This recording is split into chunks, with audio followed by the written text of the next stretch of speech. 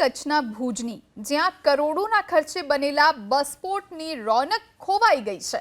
તેનું કારણ છે જર્જરિત દુકાનો. વાત એવી છે કે ભુજ બસપોર્ટની આડે પાલિકાની માલિકની દુકાનો છે. આ દુકાનો જર્જરિત થઈ ગઈ હોવાથી ગમે ત્યારે તૂટી પડે તેવી સ્થિતિ છે. તેથી દુકાનોનો ઉપયોગ બંધ કરવા માટે પાલિકાએ નોટિસ આપી, પરંતુ હજુ સુધી દુકાનો ખાલી કરવામાં આવી નથી. જો ઇમારત ધરાશયી થશે તો મોટી દુર્ઘટના સર્જાઈ શકે છે. જર્જરિત ઇમારતોના કારણે કરોડોના ખર્ચે બનેલું બસપોર્ટ પણ છુપાઈ જતા નવા યાત્રીઓને બસપોર્ટ શોધવામાં મુશ્કેલી પડે છે. માત્ર ને માત્ર નીચેની દુકાનો જ નગરપાલિકા દ્વારા ભાડે આપવામાં આવી હતી, પણ આજે ઉપર પણ બીજા માળ પણ બનાવી અને લોકો આજે ભાડા પણ ખાઈ રહ્યા છે અને દરેક માલિક પોતે નથી હલાવતો. ઘણી દુકાનો ભાડે પણ આપી દીધી છે.